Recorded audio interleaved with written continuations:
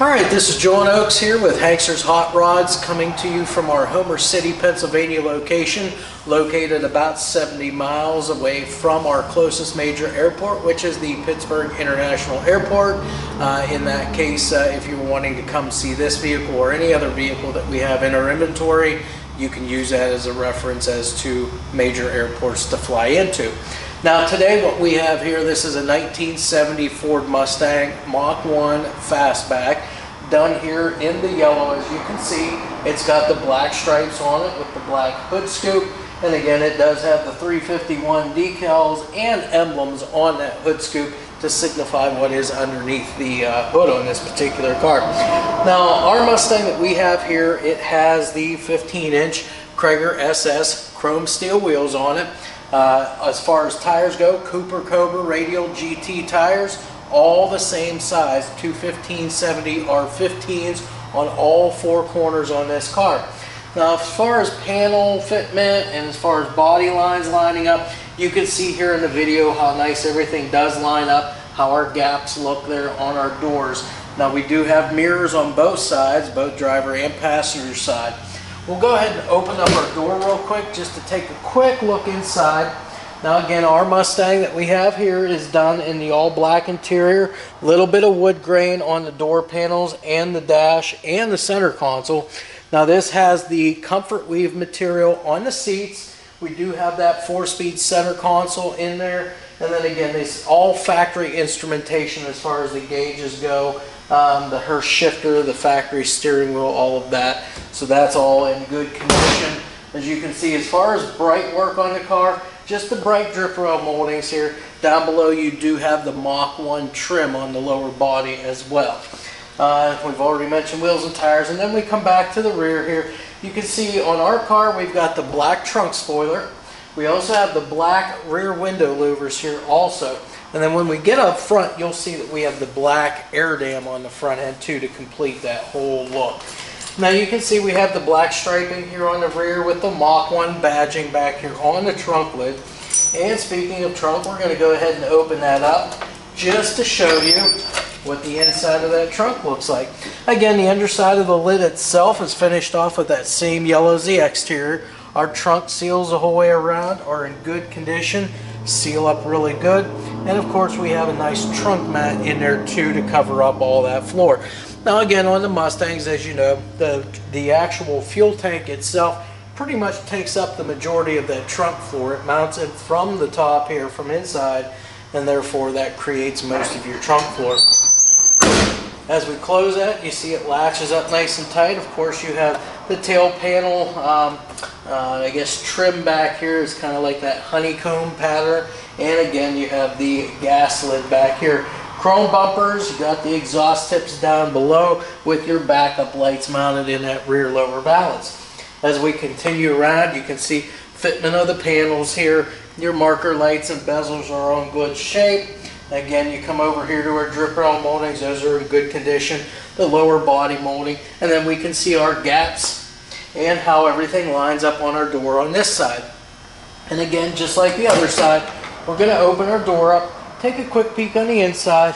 From this side you can get to see the seats from here and the carpeting and so forth. And again, we've already mentioned it's all factory dash instrumentation and so forth inside. Doors all closed very good. All the glass is in good condition too. Windshield is in great shape. I've already mentioned those mirrors. As we come towards the front, again we've got the Mustang script emblems along with that Mach 1 cladding on the front. And then down here we have our side marker lights. Chrome front bumper here. This is your typical front, the grill and so forth for the 70 Mustang. Nice chrome rear bumpers. You get to see the hood now from a straight on shot. You see that hood scoop there is in good shape. Our hood has the hood locks here also, and that's what we're going to do next. I'm going to go ahead and unlock those. So we'll just push down on our hood locks here to get these open. There's that, and there's that one. And then of course you have your latch right in the center.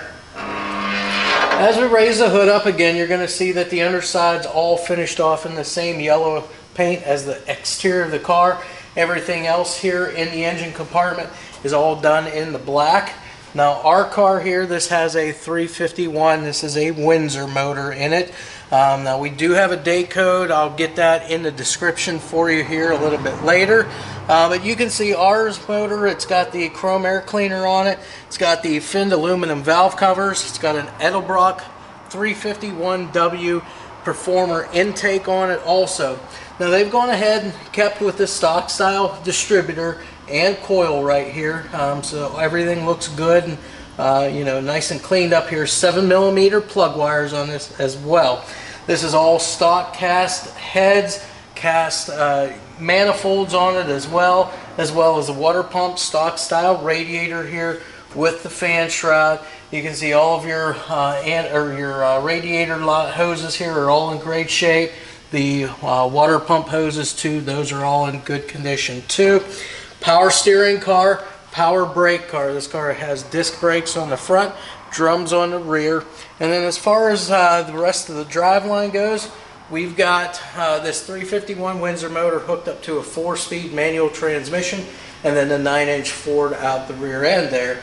Now this car here again also has all the horns and everything too, so again everything should be in real good condition on this car. Alright, here we got our 70 Mustang Mach 1 up on the lift so we can take a look at the underside.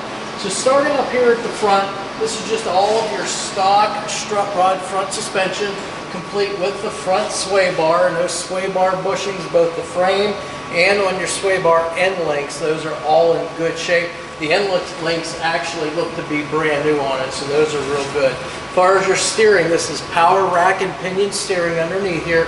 Tie rods and ball joints are all in good condition on this, and you can tell that everything's been greased and maintained very well throughout all of its time being on the road. As far as the drive line, we'll just go with that for right now. We've got that 351 Windsor motor here, backed up by a 4-speed manual transmission that does have the flywheel cover on the front of it. Transmission mount here all intact, good and straight. The mount, or the actual pedestal for that tail shaft, is in good condition also. Drive shaft here, we've got a balanced drive shaft, and then we have our Ford 9-inch Ford rear end here. Now this is a limited slip differential, you can see that.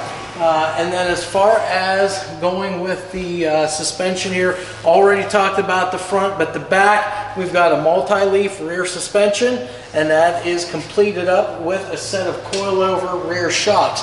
Now these are not adjustable coilovers, but just coilovers in general for this car. Far as the exhaust work, you can see all the way from the stock cast exhaust manifolds, we've got the dual exhaust here all the way back to a set of what are probably like turbo style mufflers, and then of course we've got the correct style tailpipes that go up over top of that rear end housing, and then they exit out the rear of the car through cutouts there in the lower rear valance, and then they're finished off with a set of chrome slash cut exhaust tips. Now as far as the floors go on this car looks like it's had the floors replaced in it, so again the whole thing all new here. You can see it's done correctly too. It's got the stamped components here. All of the rubber drain plugs are all intact where they should be everywhere. Transmission tunnel and drive shaft tunnel all in good shape here too. Even the frame sections on this car, you can see those are in good condition. And then as far as where it takes back up here on the rear end and goes up over what they call the dog legs on the rear of the car there, those all look in good shape. Brake lines and fuel lines. The fuel lines run along the edge of the frame here, edge of the body underneath here. Those are in good shape. And your brake lines also, those are run down the sides of the car too. Those are in good condition. Emergency brake, this is all new stuff here too. So front cables, intermediate cables, all the way back to your rear cables here, going into your drum brakes. E-brake is all hooked up for you as well. And as far as the last part, our fuel tank back here. That is a stock fuel tank. It is in good condition. You can see here it doesn't look beat up or anything. It looks really good. And again, fuel lines, the ground lines, everything like that, those are all in good shape. All right, so we're going to go ahead and take our 70 Mustang Mach 1 for a ride now. We're going to start from a cold start, so let's do that. Okay, starts right up, so that's good. We're going to go ahead and get up here to the road. And we'll wait for our traffic to go by. Not too bad today, so we won't have to wait too long to pull up.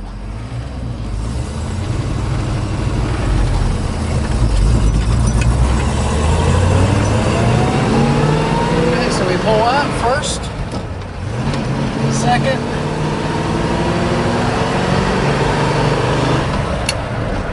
third, and fourth. So all 4 gears work, all 4 forward gears. As we're driving, we're going to check and make sure that our speedometer works, and it does. We're going about 40 right now. And you can see we are driving along with traffic down the road. Car drives nice and straight. We're going to pull over here to our turning lane so we can get heading back in the other direction to head back to our shop here eventually. As we come down here, we've got a stoplight, so we can go over a few things here in the car. So again, turn signals are working, so you've got your left turn signal right over here in the alternator gauge.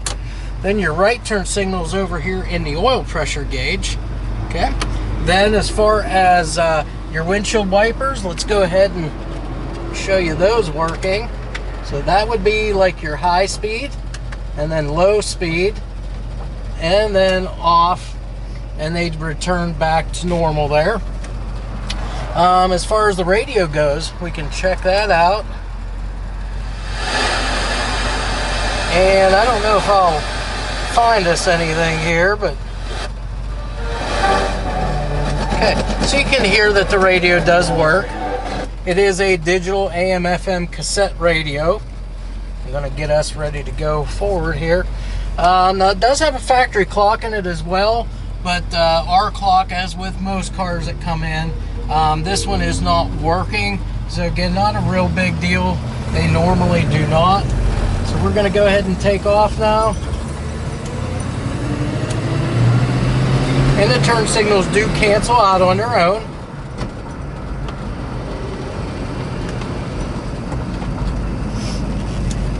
The brakes on this car work really good too, nice and soft. Now you got firm pedal, but the brakes don't put you through the windshield whenever you stand on them. So it's a good, nice, easy braking. Again, you don't have to stand on them to get it to stop. And again, the car turns effortlessly. The power steering on it works really good. Now you can see on our car also, one of the options for these was in the hood scoop itself. You had the turn signal indicators right up there on the hood scoop. So ours does have that. So we're just getting ready to pull back out here.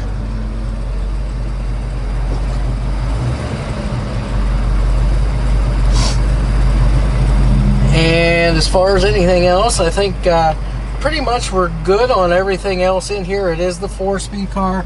Once we get back to the shop, we will show you that the reverse does work also in it. But for right now, again, you got factory instrumentation in this. You've got factory dash, steering wheel, center console, all of that. As we pull out, that's first, second,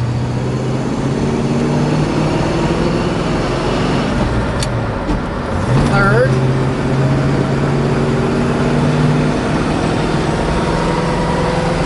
and then fourth again. Now on this car, I can't say, as far as gearing in the rear end, I'm not sure exactly what it's got in it. That may be something that we'll address in the description as well. But this car does have a nice highway gear in it, meaning once you get up to speed, it's not really tacking the motor hard.